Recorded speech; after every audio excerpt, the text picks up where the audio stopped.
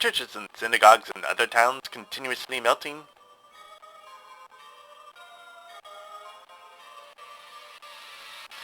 These are the recordings of Dr. Cornelius Plink.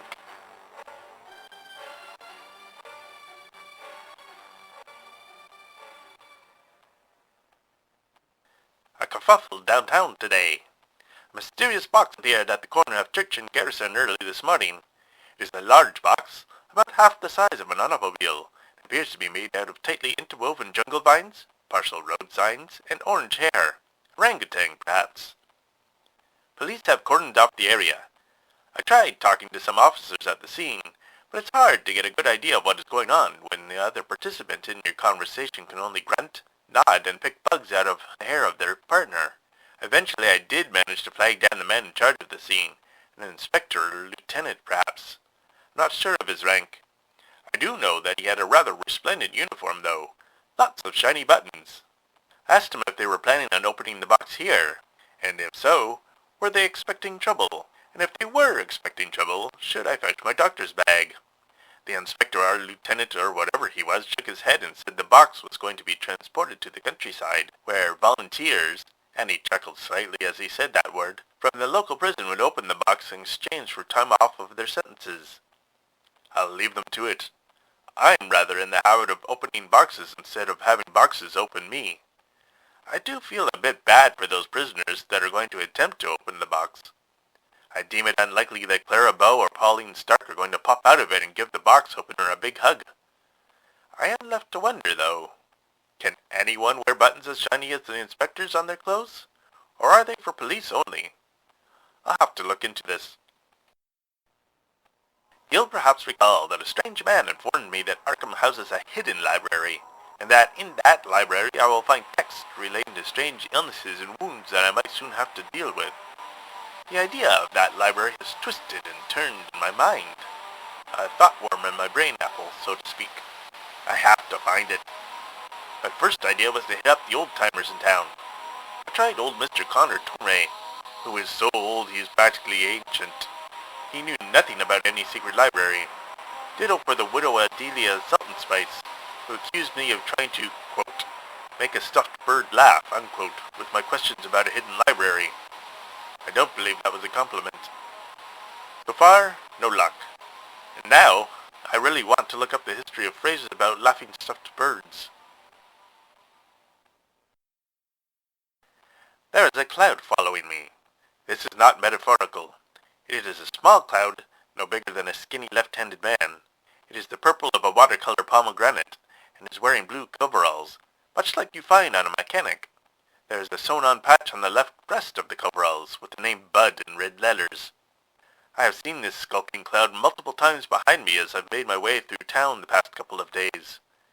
Whenever I turn around, the cloud pretends to be checking out something in the store window. Having had quite enough of this, yesterday I spun about and approached the cloud directly, demanding to know its business in a no-nonsense tone of voice. The cloud at least had the grace to turn a sunset red in embarrassment, and then mind that I had no idea what I was talking about. I pointed out that it would be a most unlikely coincidence that I would find a cloud, one clad in coveralls no less, walking along behind me on multiple occasions over a number of days. In turn, the cloud mimed out that remarkable coincidences can in fact occur because of quote-unquote synchronicity, which has been defined by leading psychiatrists as an acausal connecting principle. The main thrust of this principle, the cloud went on, is that while coincidences may not be casual connections, they may still hold meaning for the observer, like when one keeps spotting the number of the house one grew up in and prices, license plates, or other addresses where we have appointments. This casuality observance may in fact be the basis of multiple forms of religion, magic systems, and superstitions that have flourished through the world since time immemorial. Fine. So the cloud made some salient points. None of that explains where it got the coveralls. A representative of Delaware called me. He asked where I've been. I hear snickering in the background. Get bent, Delaware.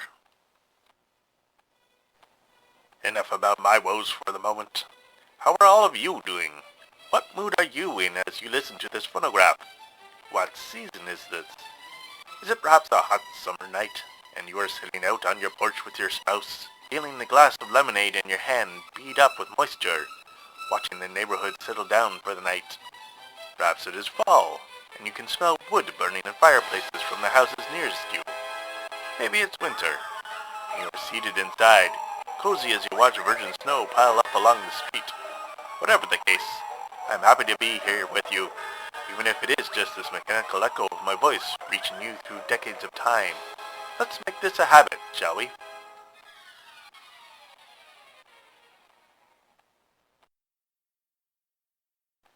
Someone has desecrated West Church. Bishop Tantrum called me, asking for a relaxant, as the whole affair has quite upset him, and is making him scream even louder than usual. I joined him at the church, being ushered past police lines. The vandalism was apparent from even a block away, once one could see over the heads of the gathering crowd. What was not so apparent was the modus operandi of the vandal. The damage was most unusual, to say the least. At first blush, it looked like someone had painted parts of the church's stone exterior with sooty black paint. But on closer inspection, one could see the parts of the stone exterior had been burned away. The church now sported blackened fist-sized pockmark cavities in a dozen different spots dotted around its exterior. The police are at a loss. Well, they're usually at a loss since they employ Neanderthal-like people as their rank-and-file officers. They're very strong, but not likely to be listed amongst the world's great thinkers. But this time, I confess I must join them in their confusion. How does one set fire to a stone? I returned home quite late from work last night, and while on my way I saw something that can only be described as an apparition. Or, well, what I hope was an apparition anyway. There were people in the sky, very large people, people that I could see through. I believe they were native people, with the memories of natives, or ghosts, gods, spirits. I don't know. What I do know is that they wore what I believe to be traditional native garb, and were carrying spears and stone axes. They seemed stern, yet also filled with a certain kind of joy, as people with purpose can often be. They crossed overhead, heading west to east in the night sky, stars twinkling through their celestial forms. Come to think of it, they were heading in the direction of Miss Wiedemuth's reservation, as if they had been called a hunt. Yes, if I had to give my overall impression of the spectacle, I would say that these heavenly people were being called to some sort of hunt, and seemed to be happy to take up the invitation. Oddly enough, none of this scared me. I found it comforting. And I don't believe I was the only one. If this was a hallucination, it was a shared one. Others saw the apparition too, and I saw nothing but appeasement on all the upturned faces around me. I hope that our instincts are correct, that those figures were beneficial. I certainly wouldn't want to be on the receiving end of that great hunt. I'm just dotting all the I's and crossing all the T's on my latest medical paper. Is there anything radioactivity can't cure? This coincides with this fresh batch of radioactive juices I just got in. Anemia, be gone! Depression, au revoir! Who knew that a simple change in the number or arrangement of nucleons could prove to be so helpful? And it comes in 7 exciting flavors. Yum! Arkham played host to a bit of a spectacle last week. A gentleman by the name of Guerlad, sporting a leather helmet and the single most jaunty scarf I have ever seen on a man, attempted to set some sort of record by jumping his car over a row of automobiles. His own ride was certainly a sleek little beast, a Model A Duesenberg that he had modified to increase its top speeds. The event took place on Federal, right next to Independence Square, home of the park with its notorious patch of dead earth. Mr. Guerlad hustled up quite a bit of speed and launched his car at the ramp like an arrow shot by a well-practiced archer. He obviously was a car man, with hundreds, if not thousands, of hours behind the steering wheel. He had measured road conditions, consulted weather forecasts, charted out speed requirements needed to maintain flight over 5 parked automobiles. Yes, sir, this was a gent that had anticipated everything. Well, almost everything. Who could have anticipated the beaver? And not just any beaver.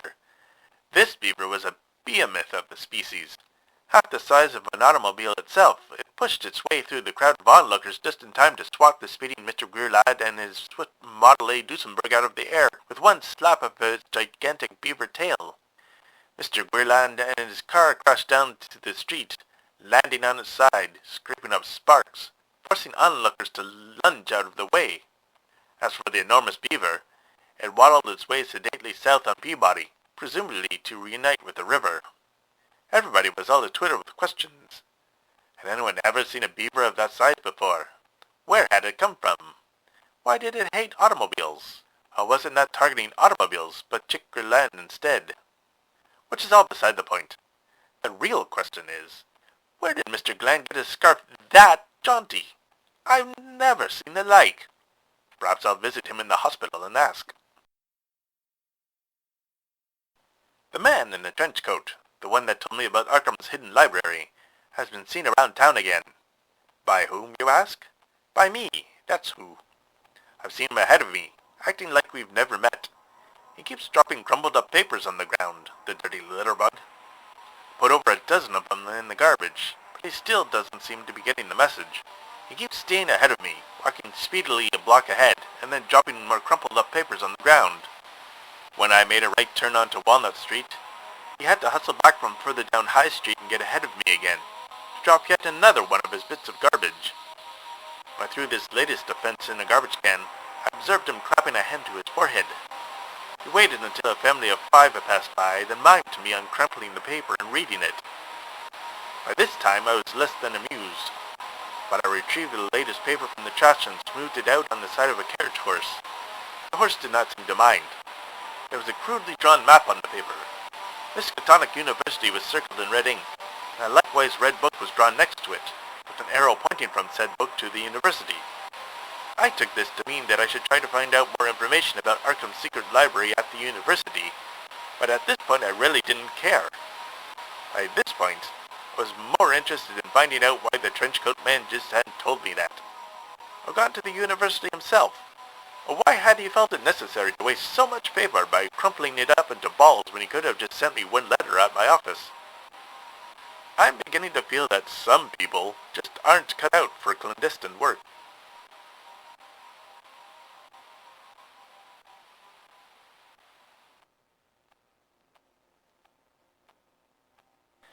Yet another brouhaha with my housekeeper, Miss Weedamoo. You'll perhaps recall that I took a wounded mouse on as a patient, keeping him in my home office as he recovered from surgery. As suspected, Miss Weedamoo was less than thrilled at the arrangement.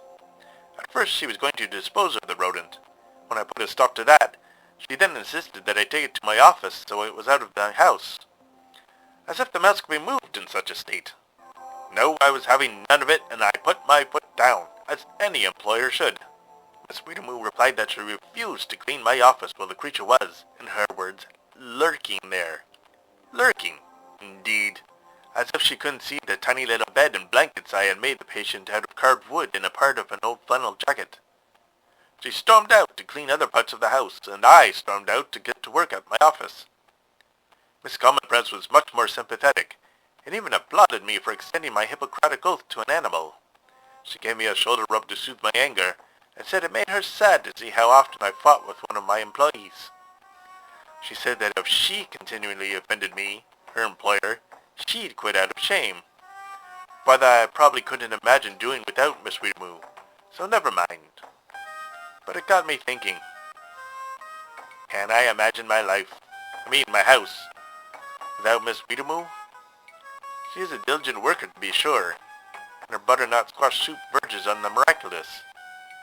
But still, there are other house cleaners, and other flavors of soup.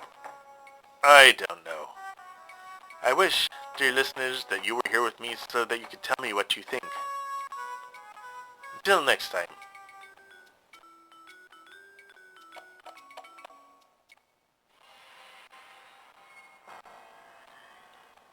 Overnight for Observation was created by Daniel Fox. Daniel is the author of the historical Western horror novel, Hag's Trail.